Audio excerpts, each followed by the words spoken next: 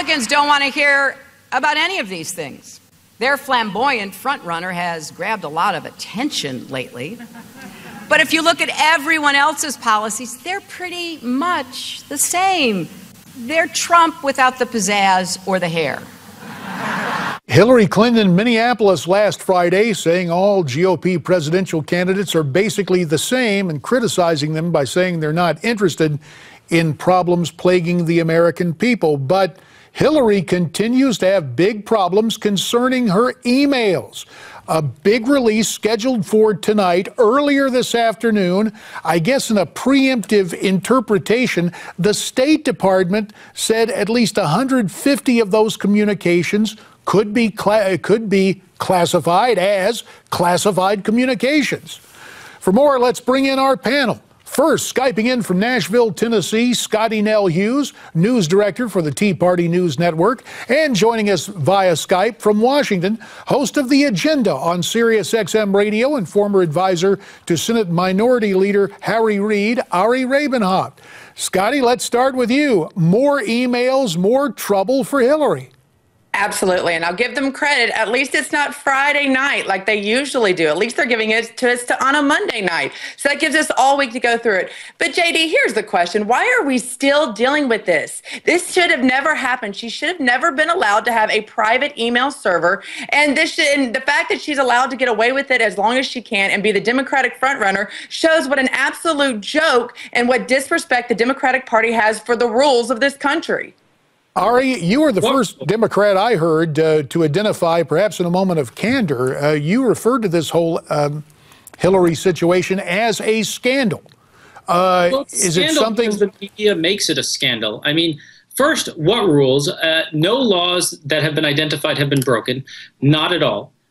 Even like the prosecutor who prosecuted General Petraeus looked at this and said, "Yeah, no laws have been broken here." Because, as you well know, JD, like things can get classified and unclassified all the time. Let's be clear about what happens with email. JD, you remember when you were in Congress, if you wanted to see classified information, right, you had to go to the 4th floor of the Capitol building into that room over there, right? To go that was for the Intelligence Committee. There were other places to go see secured documents in Washington, right. But I'm not going to tip people off, especially our enemies in mass media. But go ahead. Here's the thing.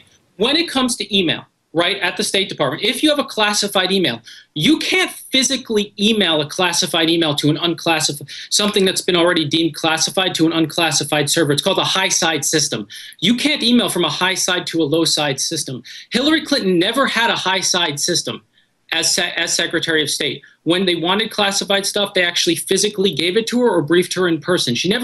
So when she was emailing completely on the low side. What they're doing now is going back and looking and saying, well, this should have been classified. Look, the media might classify this as a scandal, but in the end, nobody's actually going to care about this on election. Well, I tell you, it doesn't look that way. Hang on, Scottie Nell. Let's go to the numbers. We'll show you what's happening in Iowa.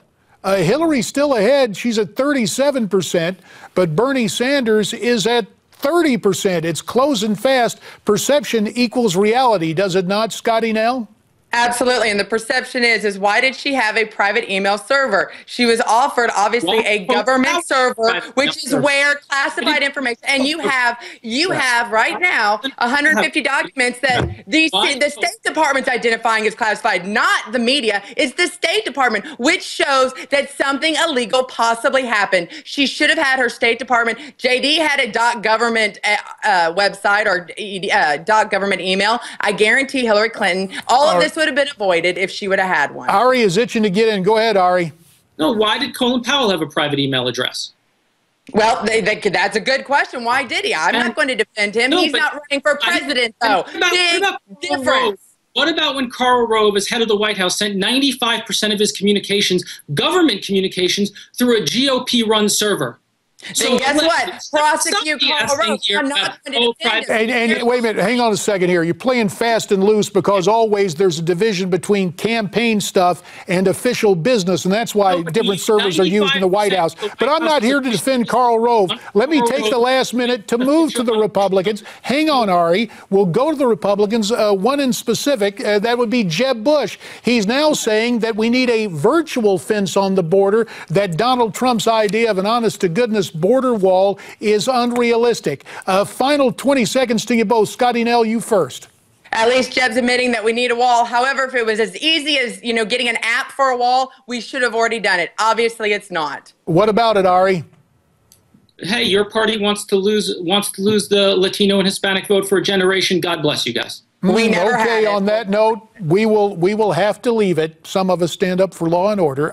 Listen, we appreciated both Scottie Nell and Ari. Thank you very much. We were talking about some of these candidates, but we want to know your choice for the GOP nominee. Cast your vote at newsmaxpolls.com. That's newsmaxpolls.com. Back with more right after this.